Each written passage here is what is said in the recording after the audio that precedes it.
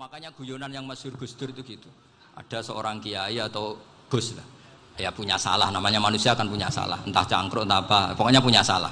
Ada wartawan yang ngiranya semua kiai itu orang suci, sehingga tanya sama Gus Dur, Gus itu ada kiai kok, ya pokoknya salah lah. Tapi jangan bayangkan dosa besar, enggak, kecil-kecil aja. Itu gimana itu? Padahal kiai kan orang suci. Jawabnya Gus Dur lucu. Ya justru yang boleh salah itu para kiai. Kalau kamu nggak boleh. Loh, kok bisa Gus? Karena mereka tahu caranya tobat. Repot. Kalau kamu nggak tahu caranya, sama pelanggaran hukum itu ya harus pakar-pakar hukum. Itu yang tahu caranya rekayasa. Kalau kamu ya kena pasal kan ya. Jadi kamu jangan niru saya ini punya sekian cara untuk kembali. Nah, itu namanya khilah. Makanya kata Sayyid Muhammad, kamu tidak usah anti khilah, karena Abu Hanifah itu membolehkan khilah, kitabul khiyal. Yang penting kamu soleh dulu, setelah soleh nanti Allah maklumi. Soleh dulu, syaratnya soleh dulu. Kalau tidak soleh jangan. Contohnya gini, ada orang mau puasa lemes sekali, mau makan, gampang. Kalau langsung makan kan kayak hadku hormati Ramadan biwiri udrin sarian. Aku langsung mau jembera sowan Mbah Firjon. Sudah status saya apa? Musafir. Ya sudah, berangkat aja sampai Tuban makan. Nanti kalau nggak jadi ya nggak apa-apa sudah. Kan mulai pergi sudah musafir. Saya tidak tahu nanti malaikat tertarik gebuki nggak tahu. Tapi itu ada khilahnya. Asal soleh lah.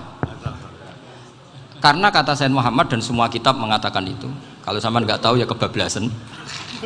Nabi Ayub, nabi yang terkenal Gudiken itu siapa? Ayub ya. Itu yang Israiliyatnya kan seru lah. Gudiken dikukur bek kreweng itu terlalu lah kalau itu.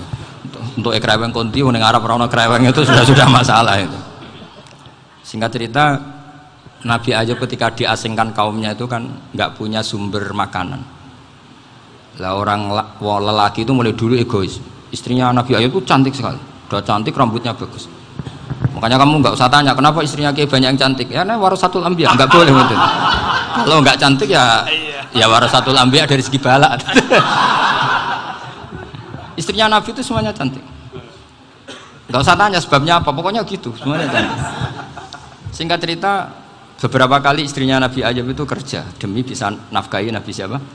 Suatu saat itu tidak ada pekerjaan yang cukup untuk beli roti. Satu-satunya peluang dapat rezeki itu putrinya raja itu rambutnya berondoli. Terus ada sayembara siapa yang rambutnya bagus mau dibeli.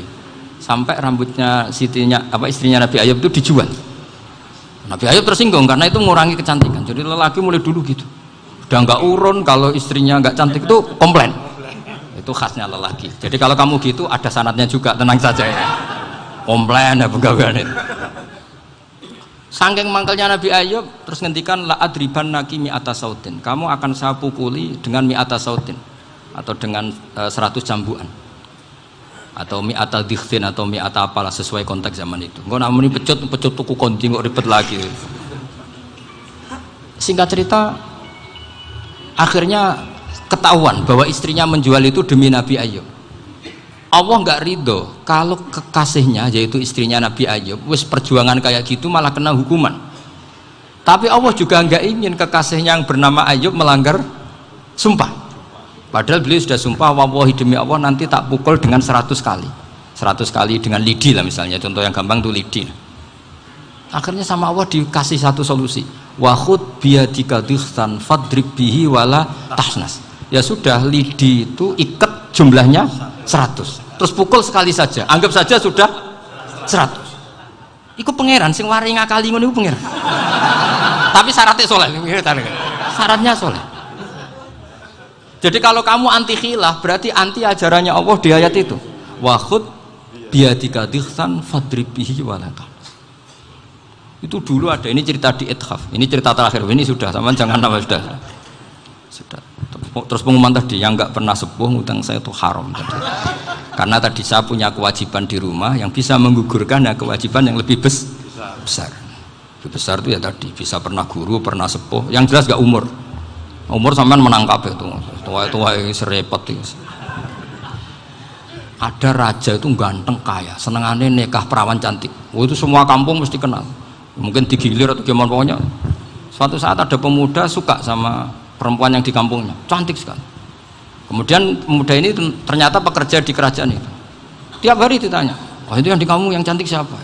Mau saya nikahin gini. Wah bahaya ini, saingannya raja. Jadi yang dibidik pemuda tadi itu saingannya.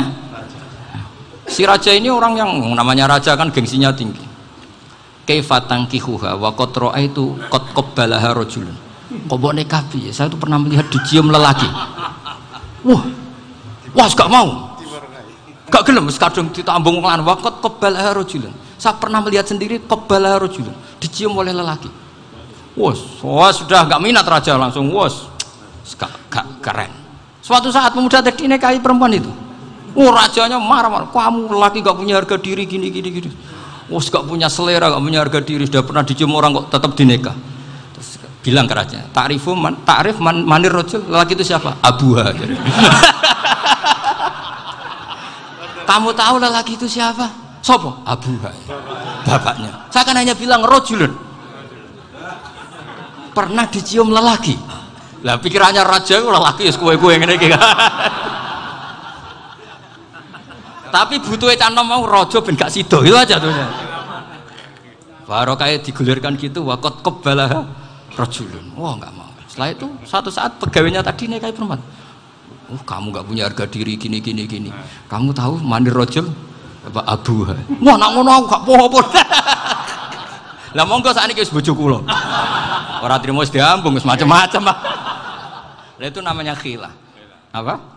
Khilah. Kalau di Balawa disebut tauriyah atau apalah. Tapi saya tidak ngajari sampean seperti itu. Sudah pinter sebelum saya ajarin. Bangsa ngakali kan sudah pinter.